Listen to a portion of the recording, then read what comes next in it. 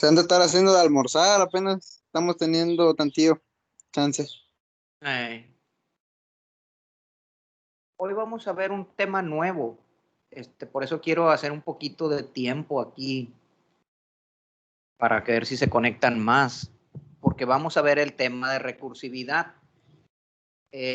No sé si recuerden cuando iniciamos el semestre que les dije, bueno, le voy a tener que hacer algunas modificaciones al orden de los temas, ¿no? Porque las primeras estructuras de datos que vimos son lineales. Entonces, en las estructuras de datos lineales no es estrictamente necesario que, pues que implementes algoritmos recursivos para el recorrido. Las estructuras lineales son muy fáciles de recorrer. Sí se puede, ¿eh? Sí se puede poner un algoritmo recursivo, claro que sí, pero no lo creo estrictamente necesario, en virtud de que pues nomás voy avanzando hacia el siguiente, y pues eso no tiene ninguna dificultad. Sin embargo, cuando te enfrentas a estructuras de datos no lineales, acuérdense que una estructura de datos no lineal es aquella en la que un nodo puede tener varios sucesores o varios descendientes.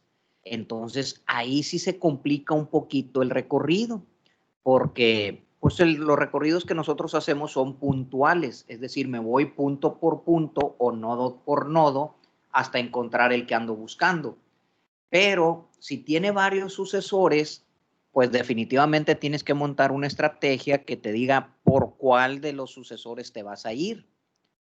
Eso provoca que el recorrido sea ligeramente más complicado que en las estructuras lineales. Entonces, aquí sí recomiendo la implementación de algoritmos recursivos. Por esa razón, dejamos la recursividad hasta este punto. No quise explicárselo al principio como venía en el programa oficial, porque luego se les olvida, ¿no? Para el momento en que lo vayamos a aplicar, pues ya se les olvidó.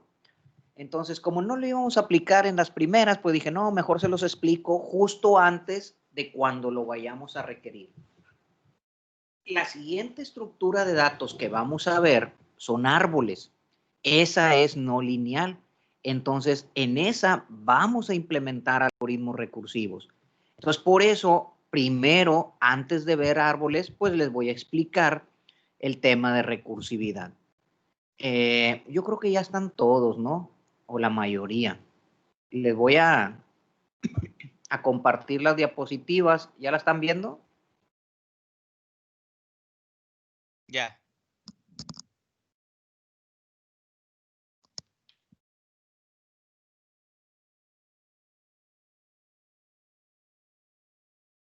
Vamos a ver recursividad.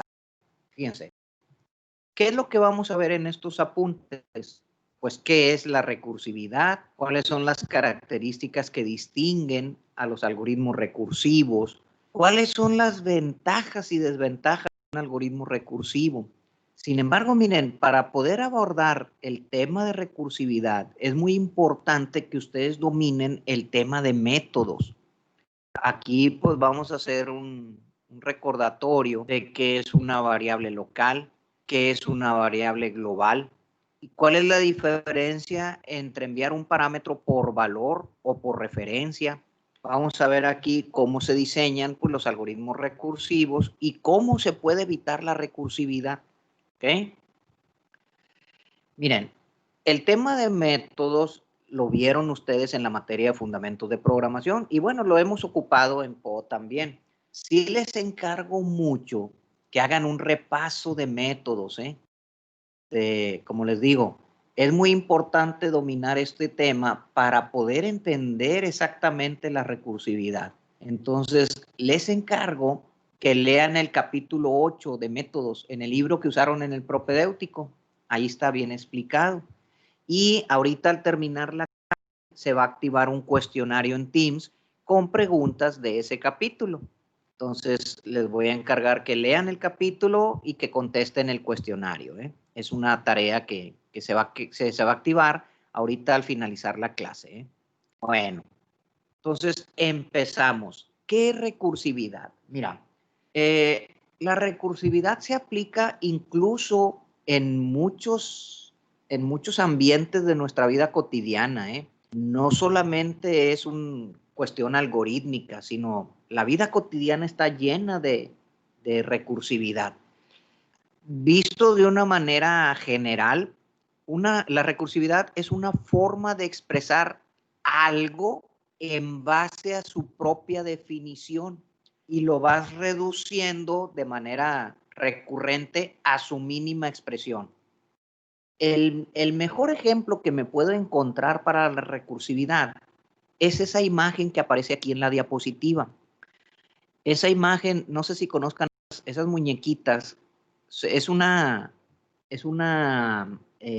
¿cómo se dice? Una artesanía tradicional rusa, de origen ruso, que se llaman matrioscas. Las matrioscas son esas muñequitas que regularmente están hechas de cerámica o de madera, pero son igualitas, están decoradas igualitas una y otra, nada más que le quitas la tapita, que regularmente es la cabeza, y adentro viene una muñequita igual, pero más pequeñita.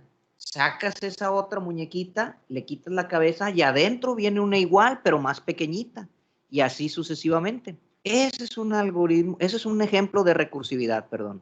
Ese es un ejemplo de recursividad, porque tienes algo representado igual, pero más pequeño. Y lo vas reduciendo hasta llegar a lo más pequeño posible, ¿no? ¿Dónde se aplica la recursividad? Pues en muchos aspectos, ¿no? Por ejemplo, cuando tengas un problema muy grande, lo puedes dividir en pequeños problemas y de tal forma que vas resolviendo cada uno de esos pequeños problemas y luego encadenas las soluciones hasta encontrar la solución global. Ese es otro ejemplo de recursividad. Como les decía, la vida cotidiana está llena de recursividad.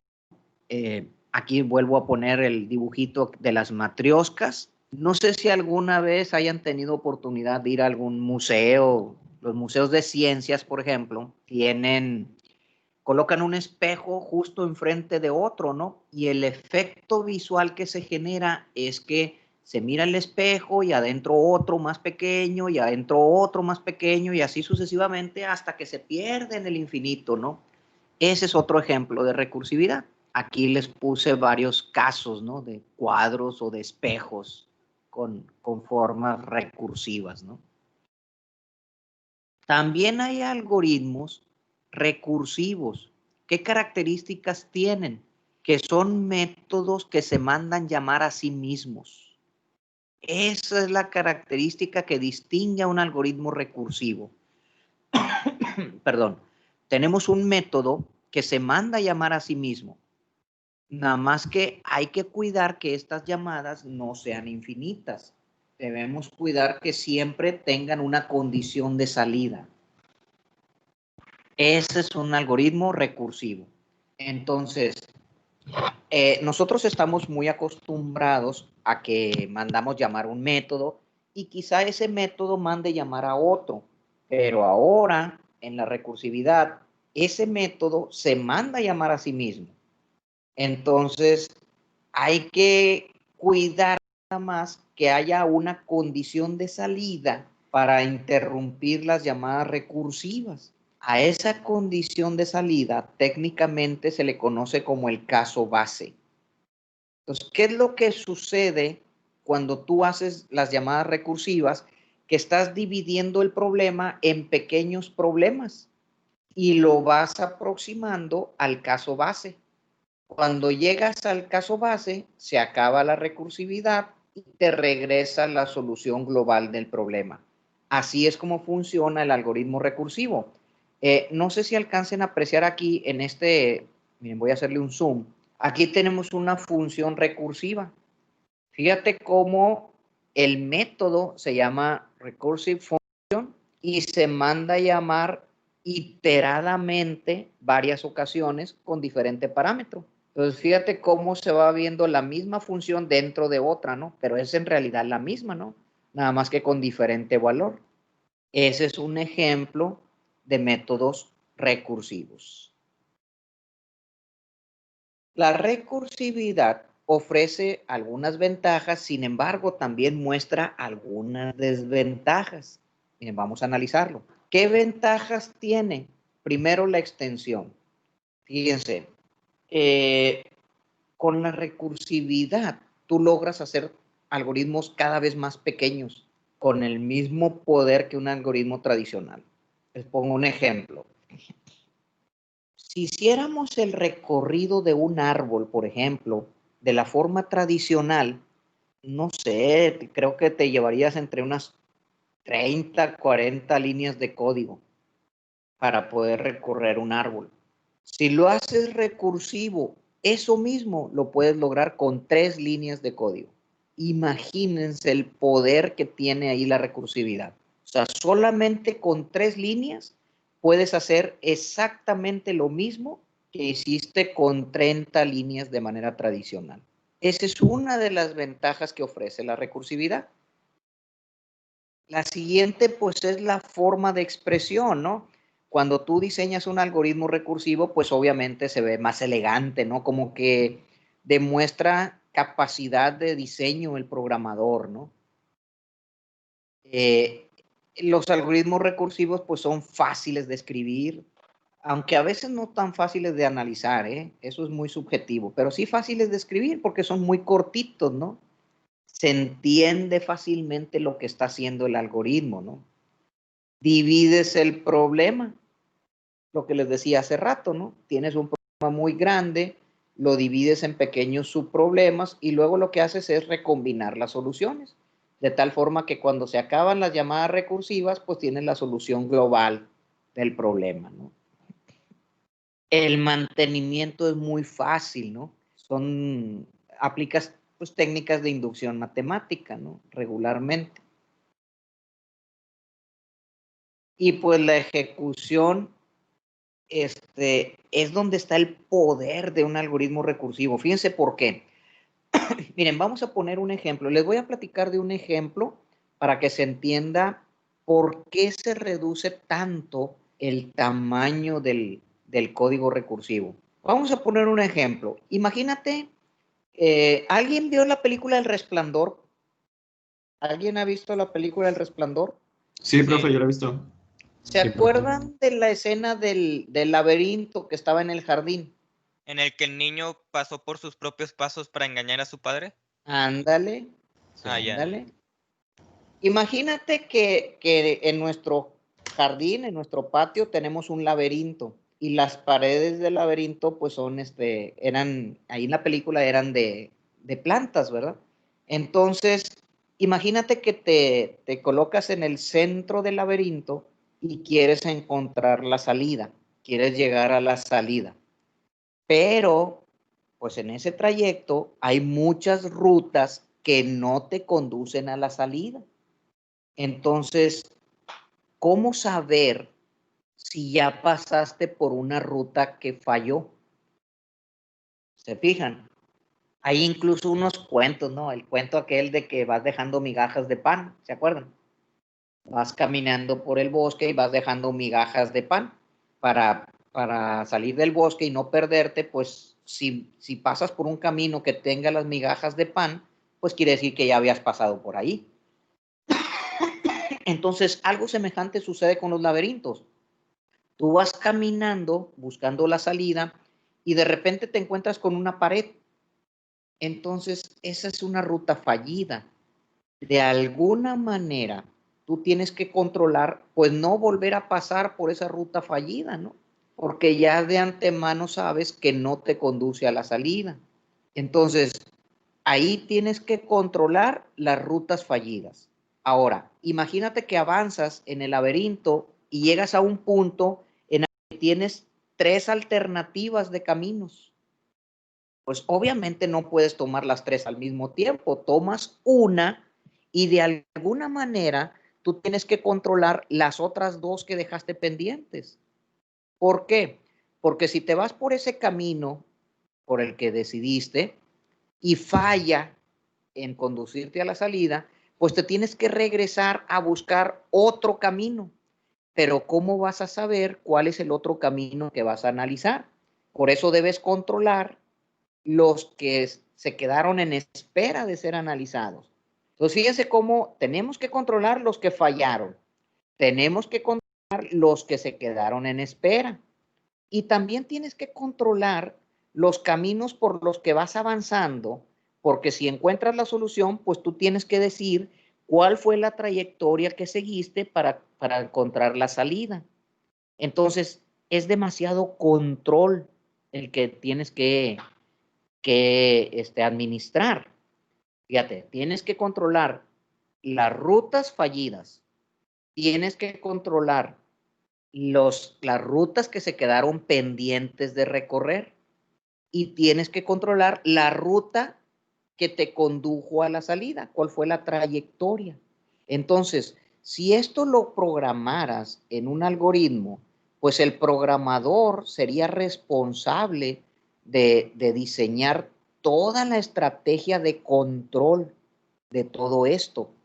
Por esa razón, un algoritmo tradicional se vuelve muy largo, porque el programador, valga la expresión, pues tiene que programar todas las estrategias de control, más todo el flujo del algoritmo. Entonces, eso va a provocar que el algoritmo sea muy largo. En cambio, si tú eso lo haces con un algoritmo recursivo, ya no tienes que controlar nada de eso, ¿eh? Fíjense, por increíble que parezca, pero ahora le delegas esa responsabilidad a la computadora a través del manejo del stack. Es decir, el programador simplemente establece los criterios, pero no programa la estrategia de control de los fallidos, de los que forman parte de la trayectoria, de los que se quedaron en espera. Todo eso no lo hace. Eso se lo delega, la misma naturaleza del algoritmo recursivo se lo delega a la computadora. Por esa razón se reduce drásticamente el tamaño de un algoritmo recursivo. Por eso dice ahí que en la ejecución se delega la responsabilidad del control de las llamadas recursivas y los valores de las variables al sistema, a la computadora, ¿no? Ya no hay necesidad de que tú programes este control. ¿Sí quedó claro? Como una inteligencia artificial o algo así. No necesariamente, porque no tienen características inteligentes. Claro que la recursividad se aplica mucho en inteligencia artificial, pero no es exclusiva de ella, ¿no? Entonces aquí le Es estamos como diciendo. el programa. Dale, Lalo, dale, Eduardo. Entonces estamos como quien dice, dando lo de cómo hacer, darle a la recursividad características de cómo hacer el trabajo sin decirle qué hacer. Más o menos. Ahorita que veamos los ejemplos, creo que va a quedar mejor entendido, ¿eh? Ahora sí, procede, Rolando. Bueno, es como el programa este de, no sé si tenga algo que ver, pero me acordé ahorita que cuando mencionó el laberinto, el programa de Carel, es algo similar, ¿no? No sé si lo ¿Cuál conozca. programa de Carel? Bueno, es Karel, que sí se Naomi, llama Carel. de Se Naomi. programa con Pascal, fue programado con Pascal, tengo entendido. Sí. Es que No, no tiene nada no que lo ver. conozco. Es un carrito, profe, que va avanzando y tú tienes que ponerle el camino, pero en base a código. Es un simple programa para desarrollarlo. Son los que usan los de la Olimpiada de Informática, pero lo usan en primaria y secundaria. No, pues no lo conozco, por eso la verdad no sé a qué se refiere. Sí, es un carrito, profe, que lo tienes que ir moviendo en un mapa, es como un plano, ahí en 2 dimensiones, y se trata de buscar, pues a lo mejor si es un laberinto, pues como dijo, ¿no? El ejemplo, Ok. problemas más difíciles los ponen a resolver el laberinto, ¿no? Y tienen que implementar estrategias para poder resolver ese laberinto, y sí se programa en Pascal. Bueno, Ok. una variación, creo, no me acuerdo, pero sí, en algo así. Bueno, pues supongo que ahí se puede aplicar algo de esto, ¿no? Fíjense, sin embargo, la recursividad también tiene algunas desventajas. Los algoritmos recursivos tienden a ser menos eficientes. ¿Por qué? Pues por el costo computacional que conlleva aplicar la recursividad. En cuanto a velocidad, pues son más lentos. La sobrecarga O sea, puedes tener llamadas recursivas en demasía, ¿no? Y eso va a provocar que se vuelva más lento y que ocupe más memoria. Ahorita, más adelante les voy a explicar un ejemplo de a qué me refiero con esto de la sobrecarga y la memoria, ¿no? De hecho, pues es un inconveniente muy fuerte que tiene la recursividad, de que en determinado momento, si tienes demasiadas llamadas recursivas, incluso se puede bloquear tu algoritmo, ¿no? Y ya deja de funcionar. Ese es el riesgo, ¿no? Que tiene la recursividad.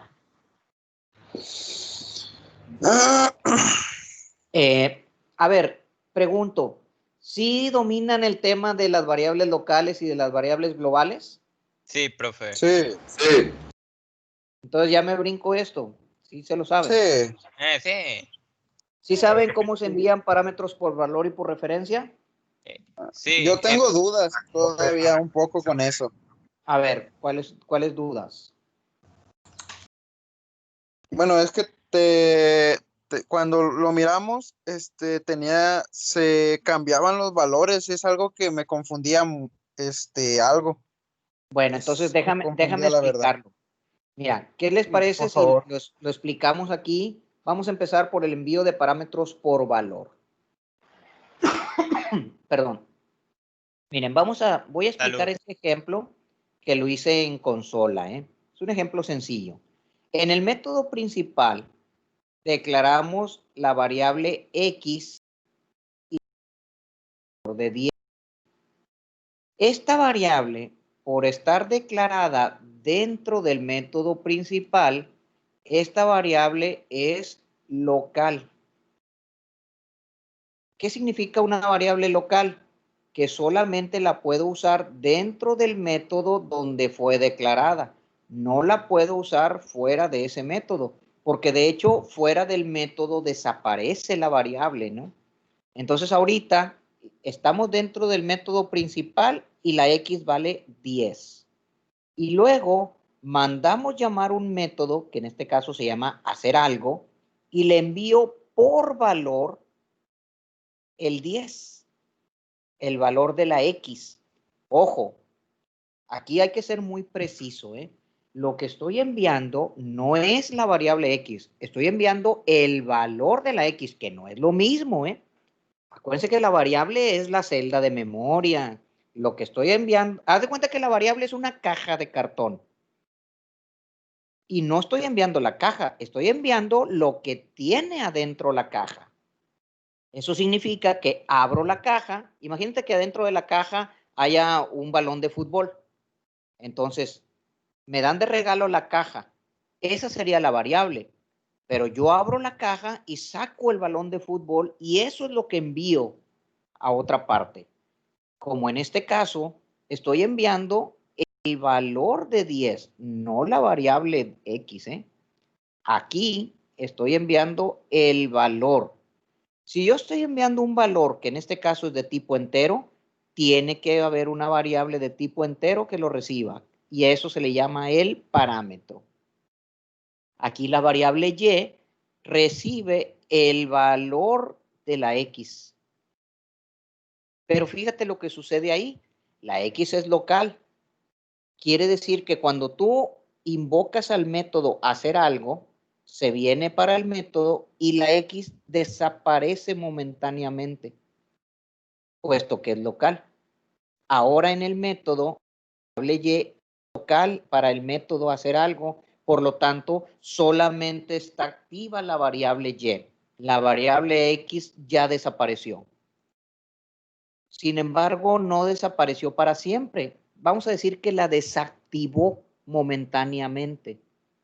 ¿Y dónde lo controla? En el stack. Haz de cuenta que, imagínate que tenemos en la memoria, aquí tenemos la memoria, y tenemos una región de la memoria que se llama el stack. ¿Se acuerdan que stack significa pila? Sí, es el stack, ok. Entonces, aquí en el stack, ¿qué es lo que sucede? Este es el stack. Entonces, aquí tengo la X, y cuando mando llamar a la variable, al método a hacer algo, la X se guarda en el stack. Por aquí guardo que la X, híjole, si vieran cuánto trabajo me cuesta escribir aquí. La X vale 10. Entonces, el stack guarda momentáneamente el valor de la variable local que se va a desactivar. Y ahora está activa la variable Y. A la variable Y, aquí le sumo 5, pues obviamente vale 15 y la imprimo. Por lo tanto, imprime un 15. ¿Ok? Imprime el 15 y se acaba el método. Aquí se acaba el método. Al acabarse el método, se regresa para acá, a donde fue mandado llamar. Al regresarse, ¿qué es lo que sucede? Le hacemos un pop al stack. ¿Qué es lo que sacamos? El valor de X igual a 10. Recupera la X, entonces lo manda a imprimir, pues obviamente imprime X igual a 10. Así es como funciona el envío de parámetros por valor. ¿Hay alguna pregunta de esto? Por mi parte, no.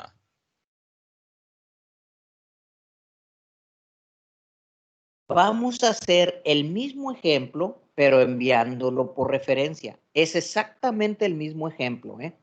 Si hacemos esto, para enviarlo por referencia, le ponemos la palabra ref aquí. Obviamente, si estamos enviando una referencia, tiene que haber una referencia que lo reciba y del mismo tipo. Enviar por referencia significa que no envías el valor de la variable, sino envías la dirección de la variable. Eso es lo que significa la palabra referencia. Enviar la dirección de X. Cuando tú le envías la dirección de X a otra variable, la variable que lo recibe técnicamente se conoce como un apuntador. Eso es un apuntador. Es un apuntador porque, valga la expresión, apunta hacia la variable referenciada. Es decir, en este ejemplo, envío la referencia de X. La X está en una cierta memoria, en una cierta celda de memoria con una cierta dirección y contiene, esa celda contiene el valor de 10. Entonces lo envías y lo recibe la Y. Pero como es una referencia, se dice que la Y es una variable apuntador a X. Entonces, aquí a la variable Y le suma 5 y mandas imprimir el valor de Y. Por lo tanto, imprime un 15. Se acaba el método. Pero como la variable Y es un apuntador hacia la X, eso quiere decir que todo el cambio que le hagas a la variable Y también se lo va a estar haciendo a la variable X. Por eso cuando se termina y que imprime el valor de X, imprime un 15. Es decir, en la modificación que le hiciste a la variable Y se reflejó en la variable X. ¿Sí quedó claro? Como Sí, lo que, sí, ya. Sí. Quedó más claro que antes, sí, la verdad. A ver, Eduardo, ¿ibas a decir algo? como lo que nos enseñó de los apuntadores de los objetos, solo que ahora es en métodos y en cualquiera. Así es exactamente el mismo concepto, ¿eh? El mismo principio de funcionamiento. Entonces, esa es la diferencia entre enviar por valor y enviar por referencia. En la recursividad se pueden aplicar las dos, pero se aplica principalmente el envío por valor. Sí es muy importante que tengan muy presente esto que acabo de explicar para poder entender la recursividad. Déjenme les digo, y soy honesto, de entrada, la recursividad no es tan fácil de entender, ¿eh? Pero yo siento que es que a veces se les dificulta porque no dominan el tema de las variables locales y del envío de parámetros por valor. Pero dominando esos temas, pues no debes tener ninguna dificultad. Aquí está lo que les decía, miren. Vamos a analizar esta imagen que tenemos en pantalla. La variable y tiene el valor de 13 y está en la dirección de memoria FA31 2.C45C. Las direcciones de memoria se expresan en hexadecimal. Entonces, si yo envío por referencia la variable y lo recibe la variable A lo que recibe es la dirección de memoria donde está la Y. Por eso ahí se dice que la A apunta a la Y. Todo cambio que tú hagas en la variable A, en realidad se lo estás haciendo a la variable Y. Ese es el concepto de un apuntador, que es parámetro por referencia. ¿Okay? ¿Hay alguna pregunta hasta ahí? No, No. Sí más saben que... Ahora sí me surgió, creo que sí tengo una, de que A si ver. al igual como ahí decía variable que es igual a tal, que era la referencia, hay variables que son referencias únicamente para poner un objeto. O sea que como tipo referencia o algo así. O sea, Pues en es lugar de que ser entero o algo. puede almacenar la dirección de memoria, ¿no? Si almacena la dirección de memoria, estás estableciendo un apuntador hacia esa otra celda de memoria. Por eso Mm. todo el cambio que le hagas a la variable A automáticamente se refleja en la variable Y. Ok. ¿Algo más? No, ya no. Miren, si tú consultas cualquier libro donde venga el tema de recursividad, es muy probable que te encuentres con este ejercicio, que es el factorial de un número. ¿Alguien sabe qué es el factorial de un número? Multiplicación de ese número hasta 1. 1, por ejemplo, hasta el 5, 1 por 2, por 3, por 4, por 5. Es una multiplicación sucesiva, ¿no? Eso. Técnicamente o matemáticamente se conoce como una productoria. Es una productoria desde 1 hasta n del valor de n. Es decir, si yo quiero calcular el factorial de 5, pues sería 5 por 4 por 3 por 2 por 1. O al revés, si al cabo el orden de los factores pues no altera el producto, ¿no? 1 por 2 por 3 por 4 por 5. Eso es el factorial. Para calcular el factorial, nosotros lo podemos hacer de varias formas, a través de ciclos o a través de recursividad. Vamos a analizarlo. A través de ciclos, pues yo creo que ya no hay ningún problema, ¿no? Con un ciclo for, pues fácilmente lo puedes hacer. Pero ahora vamos a analizar los recursos, cómo funciona. Vamos a ver este caso, miren. Por ejemplo, vamos a suponer que quiero calcular el factorial de 4. El factorial de 4, por cierto, factorial se representa con el signo de admiración. 4 factorial es igual a 4 por 3 por 2 por 1. Y si le ponemos atención, eso que subrayé, ¿qué viene siendo? Pues viene siendo el factorial de 3, porque si te fijas, 3 factorial es 3 por 2 por 1. Y a su vez, 2 factorial es 2 por 1.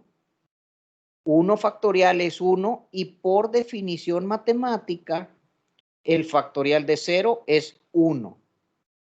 Entonces, de ahí se deriva que el factorial de un número es el número multiplicado por su antecesor, multiplicado por el antecesor del antecesor y así sucesivamente hasta llegar a 1.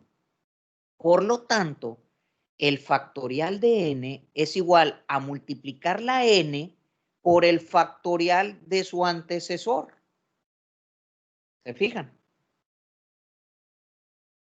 Visto así, por lo tanto, el factorial de 4 sería multiplicar 4 por el factorial de su antecesor, que es 3. A su vez, el factorial de 3 es 3 por factorial de 2. El factorial de 2 es 2 por factorial de 1. Y el factorial de 1 es 1 por factorial de 0. Y nos acaban de decir que el factorial de 0 es 1. Entonces, ahí me voy regresando y voy calculando el factorial del número. ¿Sí quedó claro? Aquí es recursividad, en pocas palabras. Ahorita lo vamos a hacer recursivo. Primero, el ejemplo. ¿Sí quedó claro? Sí. El profe, sí, es el clásico. Sí. A ver, quiero que aquí está el diagrama de flujo y quiero que le pongan atención a eso que señalo con la flecha. Pongan atención al diagrama. A ver, discútanlo. Analícenlo, discútanlo. Les doy un minuto para que lo discutan.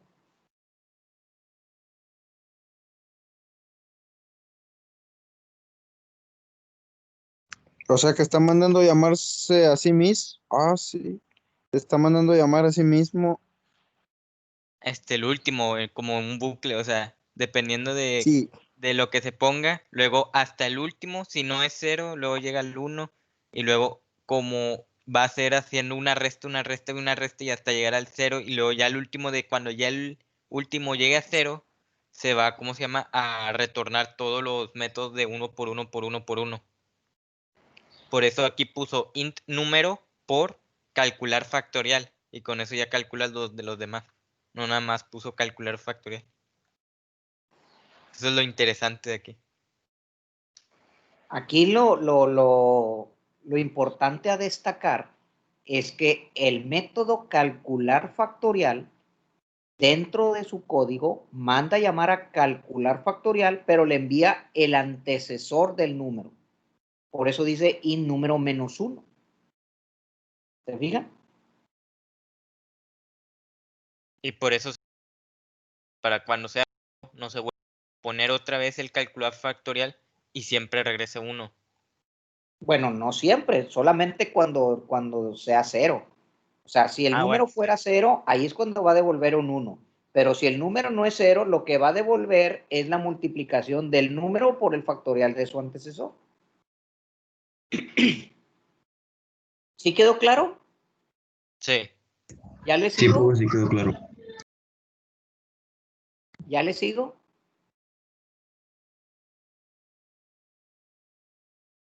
Esta sería la codificación del método. De hecho, ahí le subrayé la llamada recursiva. Fíjense cuántas líneas se lleva, ¿no? Muy poquitas. Y es más, se puede llevar menos si hiciéramos un operador condicional, ¿no? Sí. Y profe, Miren, ¿por qué a ver, déjenme. Ahí están viendo la diapositiva en PowerPoint. No. No. Ya se quitó. Se dejó de compartir. Déjenme compartirles. Miren, todavía se puede reducir aún más, ¿eh? ¿Ahí lo están viendo? Sí. Fíjense. Este mismo método aún se puede reducir más, ¿eh?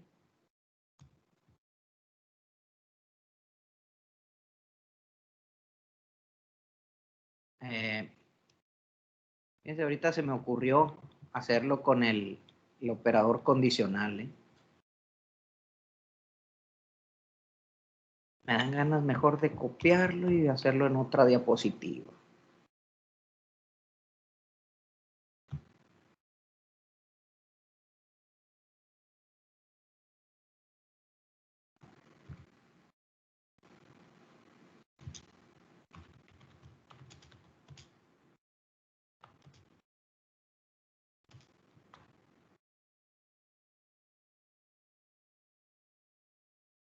Sí están viendo lo que estoy haciendo, ¿verdad? Sí. Entonces aquí le pongo el return. Si número es igual a 0, que devuelva un 1. Si no, que devuelva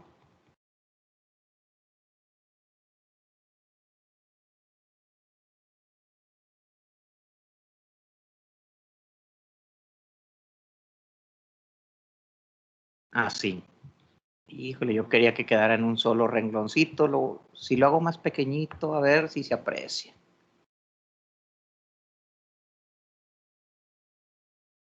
Híjole, ¿se aprecia ahí?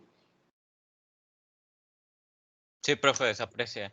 Return, Sí. entre paréntesis, int número igual a 0. No, es que aquí, Operador.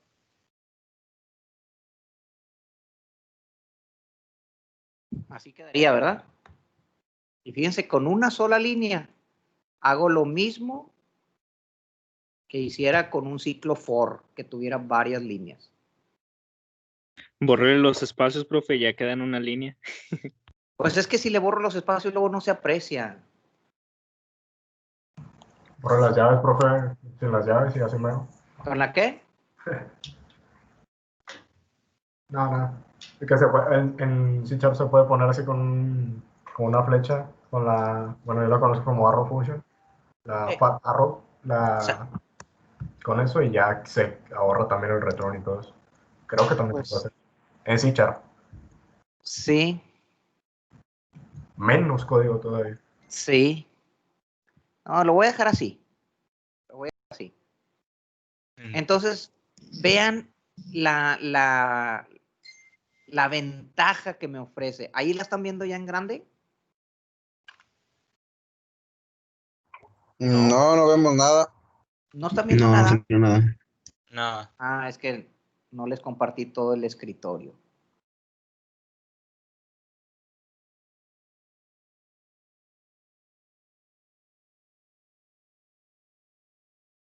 ¿Ahí ya están viendo mi escritorio?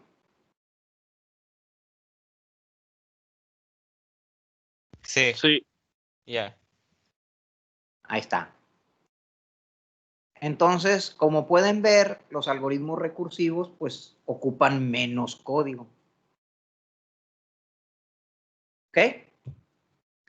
Esta sería, si están viendo la pantalla de la tabla, ¿no? De calcular 4 factorial. Sí. Ok. Esta sería la ejecución de ese algoritmo. Esta sería la ejecución del algoritmo.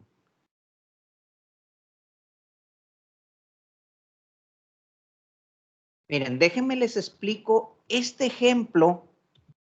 Se los voy a explicar, pero preparé una presentación aquí en Excel. Miren. Vamos a analizar este caso.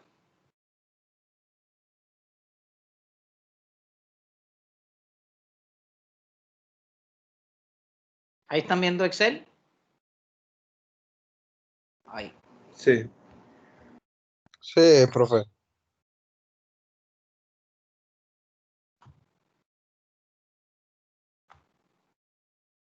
Miren, ahí está el diagrama de flujo. Vamos a hacer una simulación de que lo ponemos en operación para que vean lo que sucede internamente. Pónganle mucha atención. Lo voy a hacer con un número pequeñito para que no sean demasiadas llamadas, ¿eh? Vamos a suponer que le quiero calcular el factorial al 3. Entonces, la variable, yo le mando llamar el método calcular factorial y le envío la variable número. Aquí está de color amarillo. ¿Ok? Entonces aquí entra al cuerpo del método. 3 es igual a 0, falso. Entonces aquí, al venirse por el no, va a multiplicar el 3 por calcular factorial de 2. Fíjate cómo aquí, en la primera llamada que le hicimos al método, aquí voy a iluminar de color azul, aquí me aparece de color azul el stack, que es el segmento de memoria que me va a controlar las variables locales. En la primera llamada, la variable número vale 3. Aquí está. Es la primera llamada que le hice al método. Aquí, como el número no es igual a 0, va a multiplicar 3 por calcular factorial de 2. Eso quiere decir que voy a hacer una segunda llamada al método. En esa segunda llamada, la variable número ahora va a valer 2.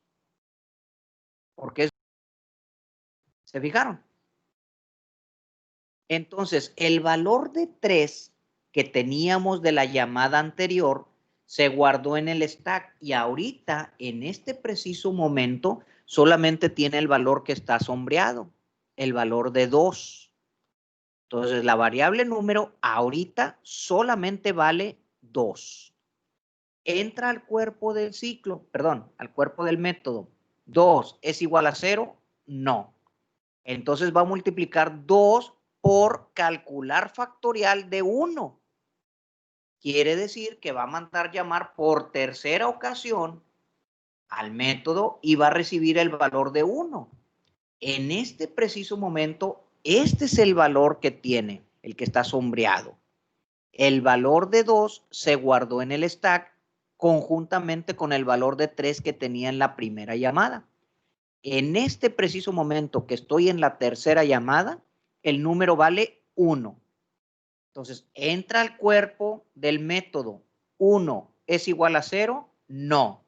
Entonces va a multiplicar 1 por calcular factorial de 0. Eso quiere decir que se va a hacer una cuarta llamada donde el número va a valer 0. En este preciso momento, la variable número solamente vale 0. Los valores previos que iba teniendo se guardaron en el stack. Y ahorita la variable número solamente vale 0.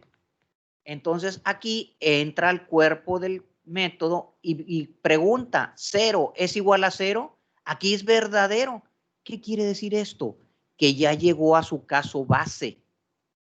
Ya llegó a su condición de salida de las llamadas recursivas. ¿Se fijan? Entonces, como el número es 0, se va a venir aquí por el yes y va a devolver un 1. Entonces, ¿qué es lo que va a pasar? Que de estar aquí en la llamada 4, se va a regresar a la llamada 3. Por eso puse esta flechita de color rojo. Al regresar a la llamada 3, ¿qué es lo que hacemos en el stack? Le hacemos un pop. Entonces, al hacer un pop, se elimina esta cuarta llamada y su valor y recupera el valor que tenía en su llamada 3 y le devuelve un 1. Entonces va a multiplicar el número que vale 1 por el 1 que le devolvió la llamada anterior. Entonces aquí multiplica 1 por 1 y lo devuelve. Al devolverlo, ahora me voy a regresar a la llamada anterior. Le hacemos un pop al stack, elimino la llamada 3 y recupero el valor que tenía en la llamada 2, que era el 2. Entonces va a multiplicar ahora el 2 por el factorial de la llamada anterior, que fue un 1. Entonces me va a multiplicar 2 por 1. El resultado es 2 y lo va a devolver a la llamada anterior. Eso quiere decir que esta llamada ahora se viene a la primera llamada. Le hacemos un pop al stack, se elimina la llamada 2 y ahora estoy en la llamada 1 donde el número vale 3. Pero en esa devolución recibió un 2, que fue el 2 por 1 de la etapa anterior. Entonces ahora va a multiplicar 3 por el 2 que recibió. Por lo tanto, que es el resultado global. Así es como funciona. ¿Sí quedó claro? Sí. Algo confuso, bueno, al menos para mí sí es algo confuso, pero creo que ya sobre la práctica le estoy entendiendo. Es que mira, para entender completamente este tema, sí es importante dominar el tema de las variables locales. Por eso les pido que lean ese capítulo. Bueno, profe, a ver, para ver si entendí con claridad. Entonces, básicamente es que va a estar haciendo el método una y otra vez y cuando llegue a la condición base, que me imagino que ha de ser una regla de recursividad, una condición base para prevenir ciclados, cuando llegue a ese punto, el resultado que se devuelve desde ahí se empieza a recorrer hasta los que ya se habían hecho y otra vez hasta regresar al inicio. Entonces, sí le entendí. Exactamente. Entonces ya le entendí. Es como un, hasta que pegue, se reinicia como un resorte. Así es. Entonces Así ya es. Es como un ir y volver, un ir y regresar. Exactamente. Y vamos a andar Ah, ok, cuidando, entonces sí, y ya. vamos a estar cuidando que el resorte nunca, que en algún momento pare, porque si no, ahí hay problema. Exactamente, eso es. Ok, ya. ¿Están viendo las Ah, ok, entonces diapositivas ahora? viéndolo por ese lado, sí, sí. Chequen esta tabla de cómo se calcula el factorial de 4, ¿no? Que es exactamente lo que acabo de explicar. ¿Sí la están viendo? Sí. Bueno, es que, Bueno. esta tabla como que me fue más explicativa la de Excel. Sí, pues es que, pues aquí en la diapositiva es complicado explicarlo, ¿no? Bueno, sí. A ver, déjenme codificarlo. Voy a abrir Visual Studio. ¿Están viendo Visual Studio? Está abriéndose, sí. Sí. Voy a hacer un proyecto, lo voy a hacer de consola para no batallar tanto, ¿eh? Le voy a llamar factorial 2, porque ya hice uno para que no me vaya a marcar error. Voy a codificar el algoritmo que acabo de hacer, ¿eh? ¿Ya lo están viendo en pantalla? Sí, ¿Se ve bien de ese tamaño? sí, sí, está bien. Bueno, Sí. lo voy a declarar ahorita con puros enteros, ¿no? Voy a declarar una variable X a la que le quiero calcular el factorial, ¿no?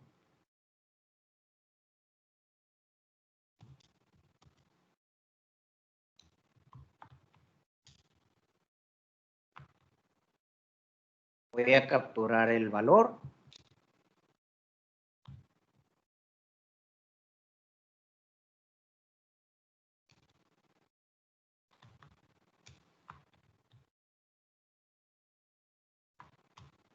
Ahí lo capturo y pues voy a imprimir el resultado.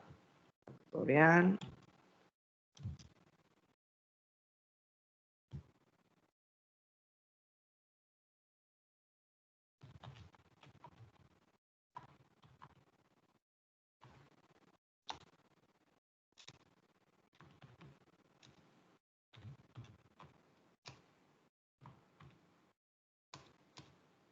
Y aquí voy a declarar el método. Y lo voy a hacer exactamente igual como lo hice en el diagrama de flujo, ¿eh? Si el número es igual a 0, que devuelva un 0. Si no, que devuelva. No Sí, era va a que devolver un 1, ¿no, el profe? uno Es uno. Ah, perdón, sí, se va a andar ciclando ahí. No, va a dar 0, es todo lo que va a pasar. va a dar Ah, ceros. bueno. Ah, bueno.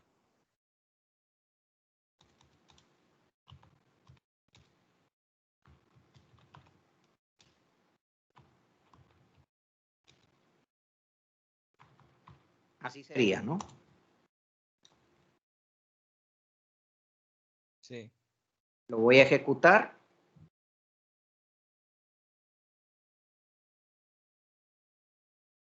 ¿Sí están viendo ahí la consola? Sí. Ok. Pues aquí le voy a teclear un número positivo, por ejemplo el 4, y ahí me dice que 4 factorial es 24. Entonces, pues ya funciona, ¿no? Y lo voy a volver a ejecutar. Déjame le pongo aquí una secuencia de escape.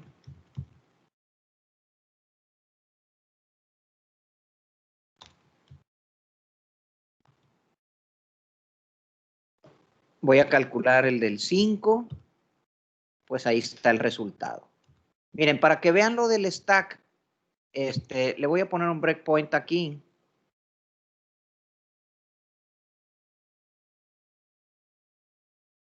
Y lo voy a ejecutar.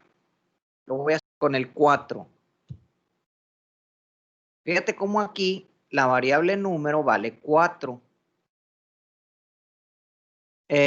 Aquí a mero abajo vienen algunas pestañas en Visual Studio. Déjenme buscar dónde está la de Call Stack, la del stack. Ay, déjenme encontrarla.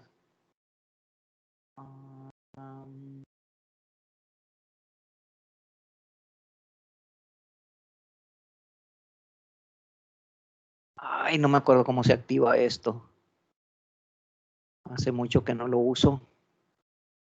Call hierarchy, no.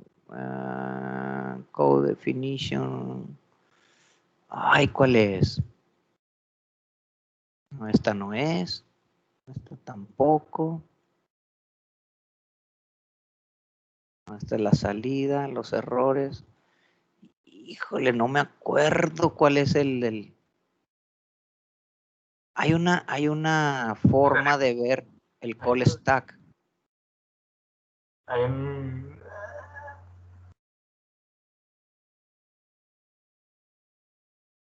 No me acuerdo cómo se ve. El window. No. ¿Dónde era? Profe, ¿no es el debug? ¿No viene algo ahí? A lo mejor en el debug, sí. El debug, ahí donde es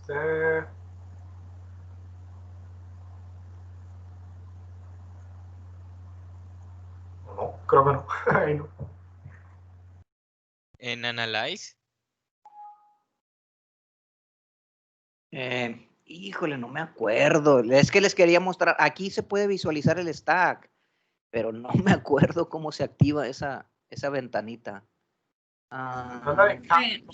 Estás en debug, luego le da en Windows, luego ya sale Call Stack. A ver arriba, en Windows.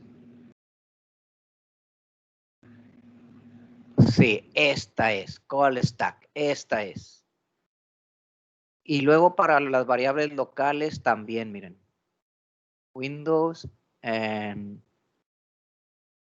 locals, esta también. Estas dos. Fíjate cómo aquí, en esta variable locals, perdón, en esta ventana locals, me salen las variables locales que están en ese momento. Y en esta ventana de call stack me sale en qué llamada estoy de las llamadas recursivas. Si yo lo ejecuto paso a paso y le doy F11, híjole, ¿cómo se le hace para incorporar estas? Ay. Así, le doy F11. Ahí, fíjense cómo aquí va a mandar llamar nuevamente el método recursivo.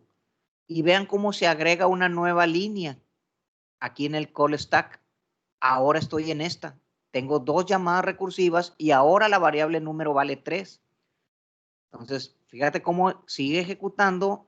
Voy a hacer una nueva llamada y vean cómo se agrega un nuevo renglón aquí el call stack y ahora la variable local vale 2 y así sucesivamente. Hago una nueva llamada, se agrega aquí, incluso me dice en qué línea se invocó esa llamada y cuál es el valor que tiene la variable local en ese momento. Como aquí hace una quinta llamada, es sexta llamada, quinta, sexta llamada, y le manda el valor de 0, ¿sí? Entonces, este es el valor actual hasta este momento. Como aquí va a ser 0, fíjense lo que va a suceder aquí. Va a encontrar el primer return y vean, pónganle atención a las ventanitas del call stack. ¿Fijaron cómo se redujo una? Eliminó una llamada y recupera el valor que tenía en la llamada anterior, que era un 1. Aquí en la ventana de locals, ahí lo puedes ver. Entonces, por cada return que hagas, se elimina una llamada, miren, 1, 2, 3, ahí está, se eliminó la llamada y recupera el valor. Y fíjate cómo te dice también cuál es el valor que te devolvió de la llamada anterior. ¿Se fijan? Por eso es valioso esta ventanita de locals y de call stack cuando estás corriendo paso a paso un algoritmo recursivo. Miren, aquí está.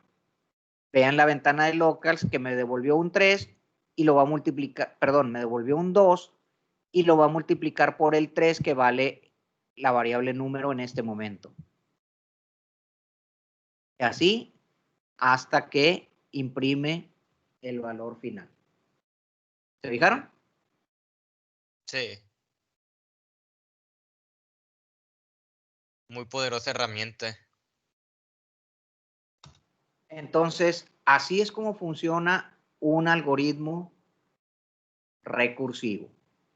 Sin embargo, esto también tiene sus desventajas. ¿Qué pasa si le doy un número muy grande? Vean este caso.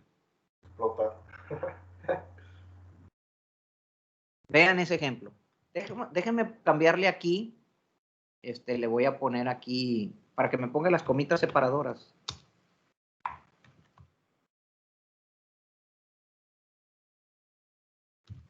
Me falta un paréntesis, ¿ok?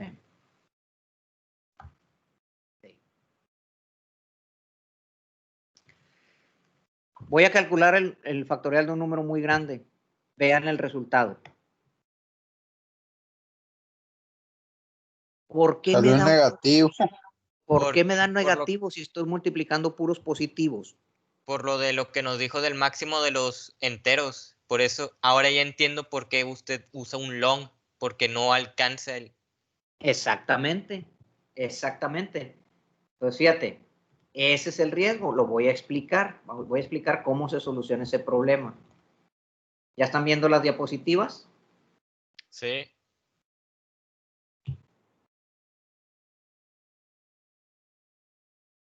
Vean cómo aquí me da un valor negativo. ¿A qué se debe?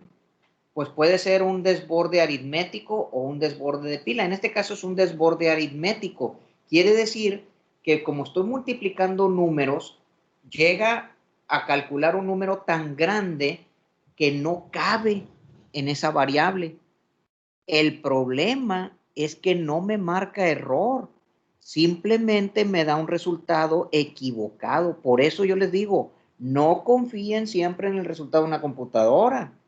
Ay, no, yo lo vivo diciendo, ¿no? Que los estudiantes me dicen, es que la computadora no se equivoca, maestro. Y yo les digo, no, la computadora no, pero el que la programa sí.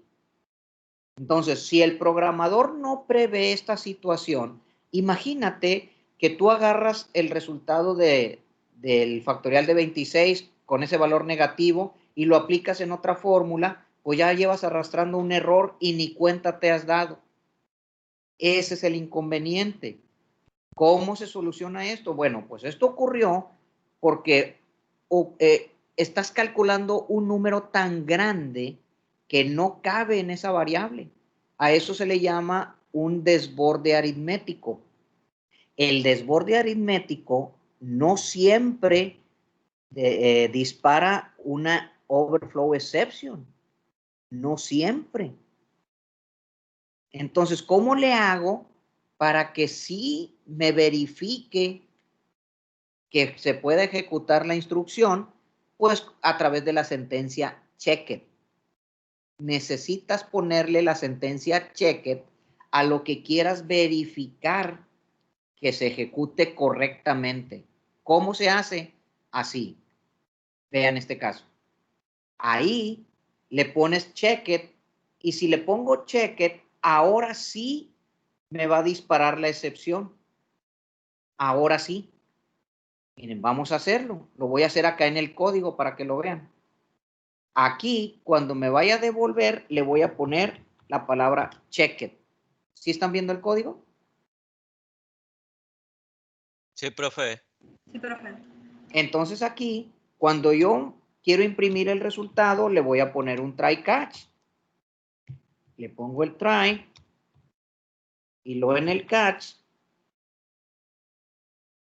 voy a poner una excepción genérica y le voy a poner un mensaje personalizado, ¿no?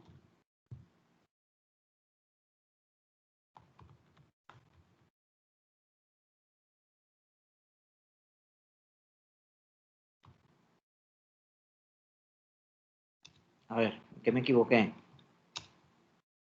Ahí. Ahora sí. Ahora sí, Si le doy el 26, ahí me dice, número demasiado grande. Pero para poder hacerlo, necesito poner la sentencia checked. ¿Ok? ¿Sí quedó claro? Sí, el checket es como un activador de excepciones, ¿no? Es un verificador, ¿sí? Entonces aquí, si le doy un número que no cabe, cuyo resultado no cabe, pues ahí me va a disparar ahora sí la excepción. Pero eso solamente lo hace si tiene la sentencia checked. ¿Ok? ¿Sí Sí, quedó claro? sí.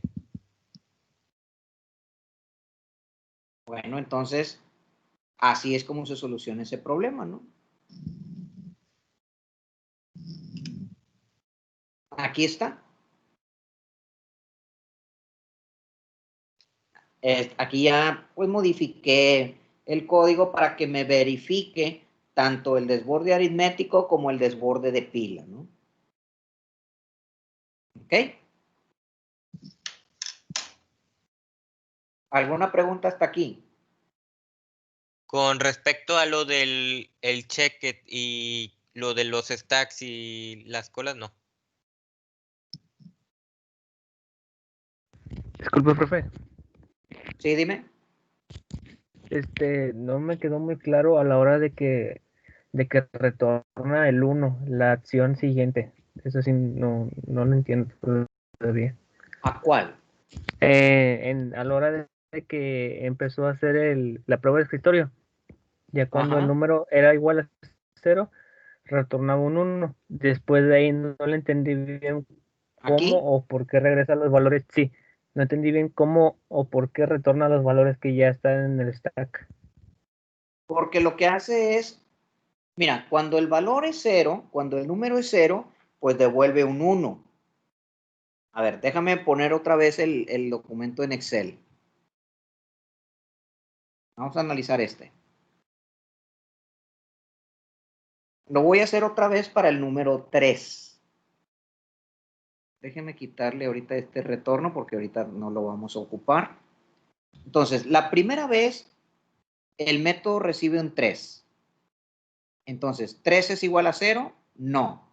Va a multiplicar el 3 por calcular factorial de 2. Eso quiere decir que se hace una segunda llamada del método que recibe ahora el valor de 2. ¿Sí vamos bien hasta ahí?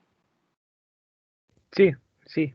Entonces, ahorita el número vale 2. El 3 que tenías se guardó momentáneamente en el stack, que es una pila. Entonces, ahorita el número vale 2. ¿2 es igual a 0? No. Va a multiplicar 2 por calcular factorial de 1. Eso quiere decir que hay una tercera llamada donde el número ahora vale 1. El número vale 1, validas aquí, 1 es igual a 0, no. Va a multiplicar 1 por calcular factorial de 0. Por lo tanto, hay una cuarta llamada donde el número vale 0. Ahorita en este preciso momento, la variable número vale 0. Todos los otros valores que tenía la variable están guardados en el stack, pero en este momento la variable vale 0. Entonces aquí entra el código, entra el diagrama. 0 es igual a 0, sí. Aquí encuentra el primer return. Eso quiere decir que de estar aquí, te vas a regresar al anterior y le va a devolver un 1. Entonces le haces un pop a la pila y borras este. Al hacerle un pop, devolvió un 1 y lo devolvió a donde fue mandado llamar, que fue aquí. Y recupera el valor que tenía el número en ese momento, que era un 1. Entonces va a multiplicar 1, que vale el número, por el valor que le devolvió la etapa anterior, que es un 1. Entonces 1 por 1 es un 1 y lo va a devolver. Al devolverlo, se le hace un pop a la pila, se elimina el que está en la cima y recupera el valor que tenía en la etapa anterior, que es el 2. Entonces va a multiplicar ahora un 2 por el 1 que devolvió la etapa anterior, que fue 1 por 1, 1. Entonces ahora va a multiplicar 2 por 1, el resultado es 2, y lo va a devolver a la etapa anterior. Al devolverlo, se regresa para acá, le haces un pop a la pila, recupera el número que tenías en la etapa anterior, que es un 3, y lo va a multiplicar por el 2 que devolvió de la etapa anterior. Entonces ahora 3 por 2 es 6 y ese es el resultado. ¿Sí quedó claro?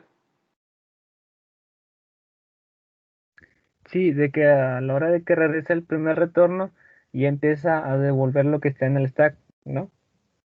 Recupera el valor que tenía en el stack. Ah, bueno, lo recupera y ya lo multiplica por lo que vale el número. Exactamente. Ah, ok. Sí, porque sí me confundió eso a la hora de que cuando retorna, cuando vale en la etapa 4, cuando vale 0, pues va a retornar el 1 y ahí es cuando retorna, cuando regresa lo del stack. Pero sí, ya me quedó un poco más claro. Te recomiendo que leas el ejemplo ahí en el libro. Ahí lo tengo explicado también. Ok, muchas gracias. Bueno, seguimos.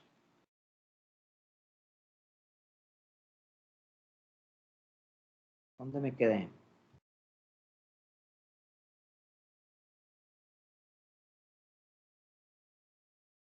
Aquí.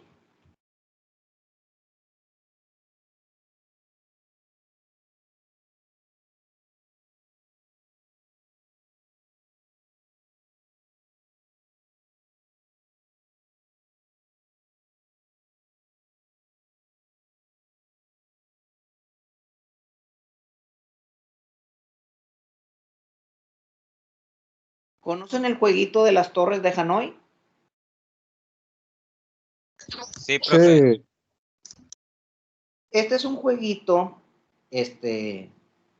regularmente hecho de madera o puede ser de plástico, donde hay 3 columnas, 3 varillas, donde se insertan unos aros de diferentes tamaños. El juego consiste en que tienes que pasar todos los aros de una columna a otra, pero la regla es que no se permite colocar un aro más pequeño, colocar un aro más grande encima de uno más pequeño. O sea, un aro grande no puede estar por encima de un aro pequeño. Esa es la regla, ¿no? Entonces, este juego se puede resolver aplicando recursividad. Fíjense, ¿cómo lo representaríamos? Así. Aquí tenemos las 3 columnas A, B y C. Y cada columna, si se fijan, pues es una pila, ¿no? Porque está la varilla y le insertas el aro, pues obviamente tiene el comportamiento de una pila, como el que ya vimos, como la pila que ya hicimos. Entonces, aquí voy a tener 3 pilas. Y a cada aro le voy a poner un número, pues dependiendo de su anchura, ¿no? De su dimensión. El aro 4 es más grande que el aro 3 y a su vez más grande que el 3 que el 2 y el 2 que el 1. Entonces, esta representación que tengo aquí la puedo mostrar a través de la pila A con los valores 4, 3, 2, 1, siendo el 1 el que está más próximo a sacar, el aro más próximo a sacar. Entonces, el juego consiste en ir sacando aro por aro, moverlo de la pila A hacia la pila C, pero respetando de que no puede estar un número más grande encima de uno más pequeño. ¿Ok? Ese sería el jueguito de las torres de Hanoi. Aquí está el algoritmo. Déjenme les muestro este pseudocódigo, miren, para que lo entiendan mejor. Vamos a analizar este pseudocódigo. Le voy a llamar al método Hanoi. Ese método recibe varios parámetros. Primero, la cantidad de discos, cómo se llama la pila origen, cómo se llama la pila destino y cómo se llama la pila auxiliar. La pila auxiliar pues es la que me sirve para meter momentáneamente un aro para desplazar el resto. Entonces, detecto aquí el caso base, que el caso base es cuando sea un solo disco. Cuando solamente me quede un disco en una pila, pues entonces voy a mover ese disco de la pila origen a la pila destino. Pero si no, aquí están las llamadas recursivas. Miren, no sé si las alcancen a ver por aquí. Aquí está la primera llamada recursiva, donde mando llamar Hanoi, pero con discos -1. Pero en lugar de pasarlos de origen a destino, lo voy a pasar de origen al auxiliar y usar el destino como auxiliar. Ese es el primer paso. Aquí moveríamos el disco del origen al destino y en la segunda llamada recursiva, aquí hay otra llamada recursiva. Los discos que me queden, ahora los voy a pasar del auxiliar al destino, usando el origen como auxiliar. Ese es el pseudocódigo de las torres de Hanoi. ¿Alguna pregunta? Entonces se va a tener que ir intercalando para que se muevan de conjunto los datos o algo así. Sí, vas a ir sacando un aro a la vez y moverlo a otra columna, ¿no? Ya entendí. Es que sí estaba medio confuso. ¿Alguien más tiene alguna pregunta?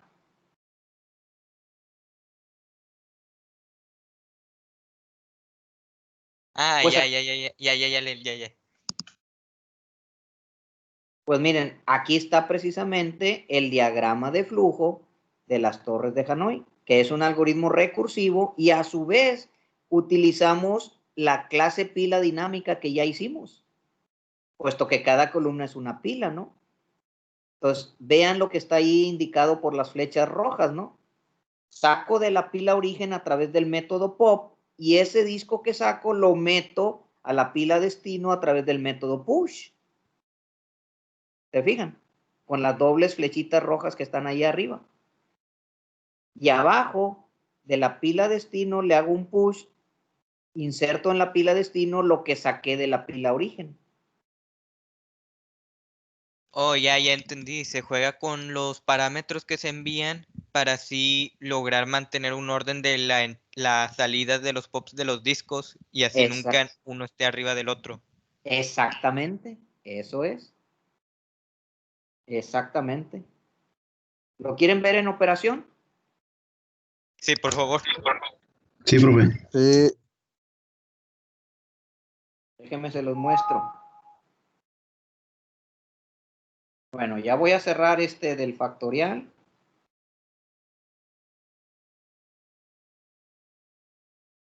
Y voy a abrir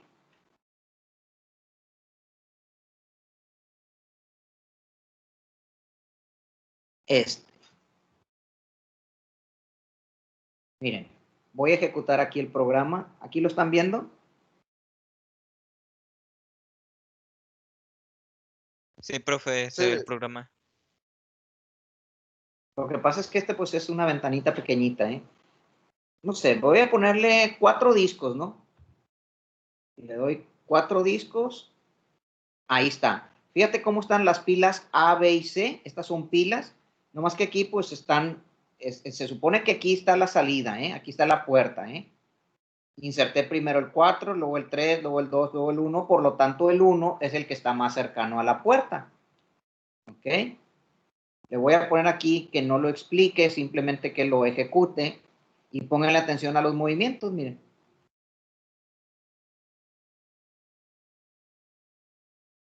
¿Sí alcanzan a apreciar los movimientos? Que unos movimientos se saltaron. No. No, o sea, que me refiero que por la transmisión de la llamada pasé del 1 al 4 y luego del 4 al 5 y así. Pónganle atención, voy a volver a ejecutarlo. Le puse 5 discos ahora y lo voy a ejecutar. Sacó primero el disco 1, lo puso en la C y así sucesivamente, ¿no?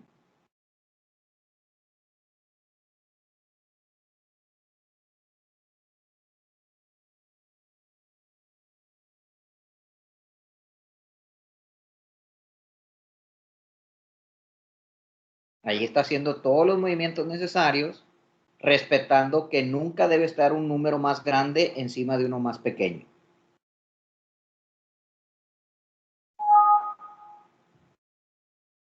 Ahí está. Miren, lo voy a poner paso a paso. Le voy a poner 4 discos y le voy a poner que lo explique. Y le voy a ejecutar.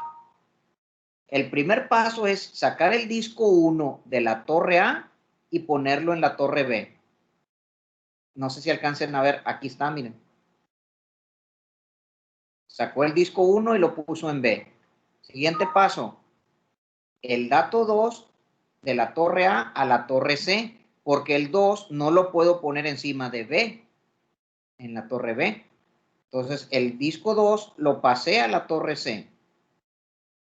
Siguiente paso, el dato 1 de la torre B a la torre C. Ese sí, porque el 1 que estaba aquí lo pongo encima del 2 que está acá. Ese sí es un movimiento válido.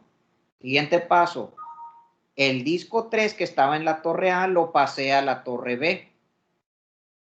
Siguiente paso, el disco 1 que estaba en la torre C lo regreso a la torre A. El 1 sí puede estar encima del 4. Siguiente paso, el disco 2 que estaba en la torre C lo devolví a la torre B. Sí puede estar encima del 2, perdón, del 3. Siguiente paso, el disco 1 que estaba en la torre A lo paso a la torre B y ya me queda libre el 4. Siguiente paso, el 4 que estaba en la torre A lo paso a la torre C. Siguiente paso, el 1 que estaba en la torre B lo paso a la torre C. Aquí está. Ahora el 2 de la torre B lo paso a la torre A. Lo regreso a la torre A. Ahí está. Luego el 1 que estaba en la torre C lo paso a la torre A. Y luego el 3 que estaba en la torre B lo paso a la torre C.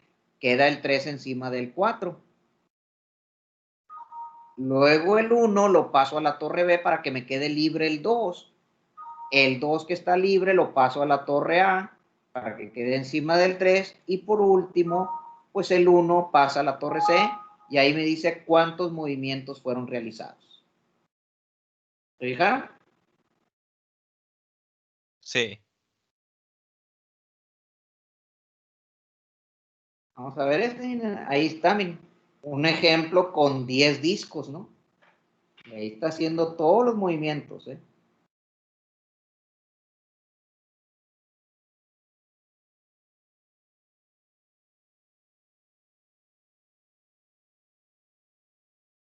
No más que en este caso lo ejecuté sin que me esté explicando paso a paso qué es lo que está haciendo, simplemente los está moviendo, ¿no? Pues vean todos los movimientos que está haciendo, ¿no? Le puse 10 discos. ¿Ok? Entonces, este es el jueguito de los torres de Hanoi que se puede representar con las pilas que ya hicimos y conjuntamente con recursividad. ¿Sí quedó claro? Sí.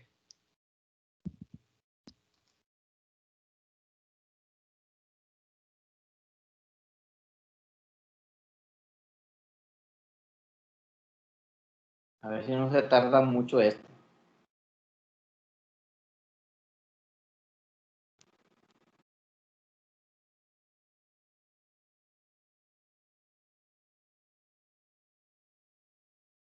¿Alguna pregunta que tengan de recursividad?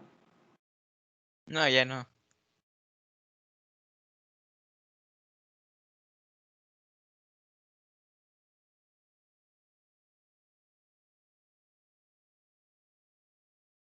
No, así se va a tardar mucho porque apenas va en el 6. No, sí me la bañé, le puse muchos discos.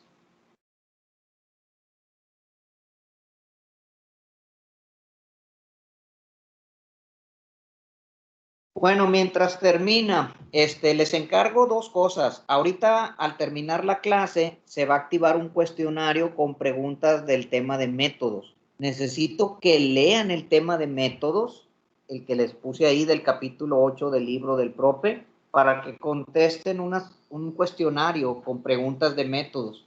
Porque sí es muy importante que dominen el tema de métodos y de envío de parámetros para que puedan comprender bien el tema de recursividad. Entonces, les encargo que lean el capítulo de métodos y que contesten el cuestionario. No sé si se dieron cuenta, hace ratito también les puse una tarea de una encuesta. Déjenme les platico de qué se trata.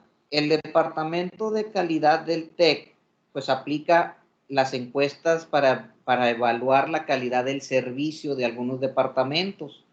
En esta semana estamos aplicando esas encuestas que ya desde el año pasado se realizaron de manera en línea. Entonces, con tu cuenta de correo institucional vas a entrar al link que te puse ahí en la tarea y vas a contestar la encuesta. Les pido por favor su apoyo para que contesten la encuesta. Nos pidieron que fueran alumnos de tercero en adelante. Entonces, como yo tengo alumnos de tercero, pues me pidieron que les aplicara la encuesta. Entonces, les encargo que entren con su cuenta de correo institucional, contesten la encuesta y al finalizar te va a dar la opción de descargar un acuse de recibo, ¿no? Es un comprobante de que ya contestaste la encuesta. Creo, si no me equivoco, creo que es un archivo PDF. Entonces descarguen ese documento y lo suben acá a la tarea como un comprobante de que ya contestaron la encuesta. ¿Ok? Híjole, todavía no acaba acá el Hanoi con 10. Es que sí fueron muchos. Profe, Ande. yo ya hice la encuesta, pero no me sale la opción de descargar nada. Nada más Sí, dice, A mí tampoco me salió. Es un link, A mí profe. tampoco, profe. sí, al final te debe aparecer ahí un link que te dice que si quieres el acuse de recibo. Lo que pasa es que tú lo tienes que seleccionar.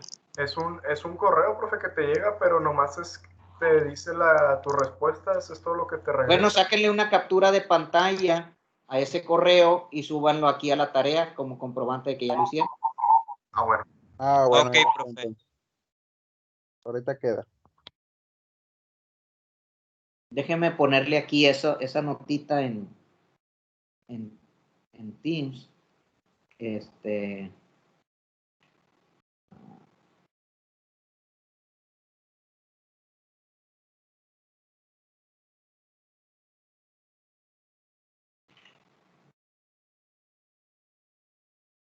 A ver.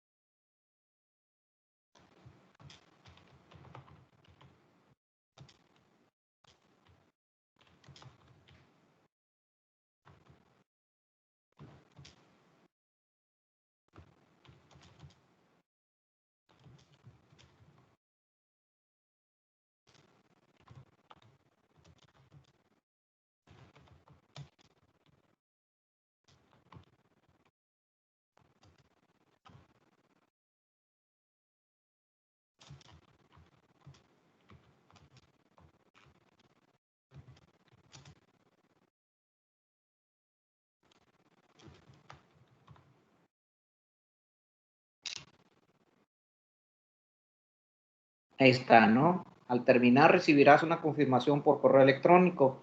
Favor de sacar una captura de pantalla de dicho correo de confirmación y subirlo como imagen JPG a esta tarea en Teams. Pues ahí está, ¿no? Sí, claro de entender.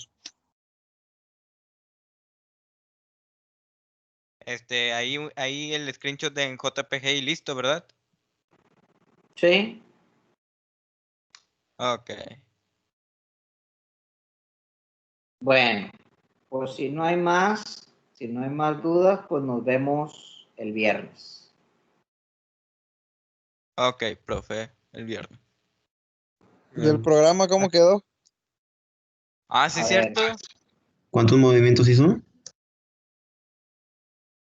No sé, todavía no acabo. No sé dónde está, dónde quedó.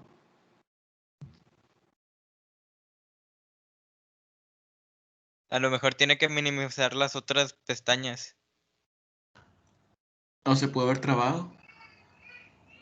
Se trabó, creo. Ya dijo ¿Habla de no. Teams? No, ahí está trabajando, nomás que no sé por qué no me deja ahorita compartirlo.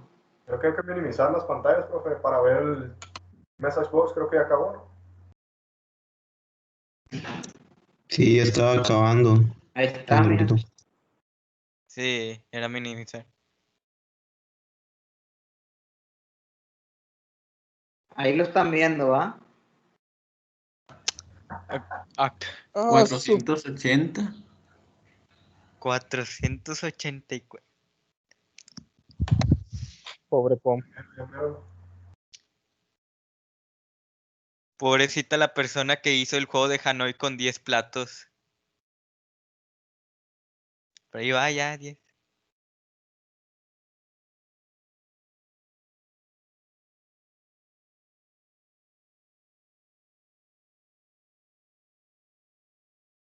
Pues ahí va. Ya por lo menos logró meter el 10 a la tercera torre, ¿no? Yo digo que van a ser unos 580. Pues hay una fórmula para Le va a calcular. pegar al 600. No, no. N-1 más 1. Yo digo que pasa de 600. Le pega casi de 650. 570. Profe, Mande.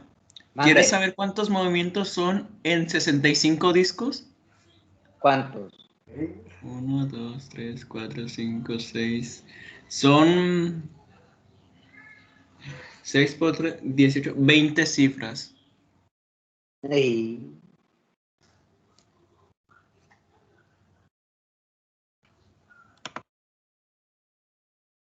Bueno, pues yo creo ahí le dejamos, ¿no? Y ya perdí la pues. Nos vemos el viernes. Hasta el viernes. Hasta el viernes, Profe, profe. gracias. Mira, profe. Casi ya acá. Ah, bueno. Bye. Bye.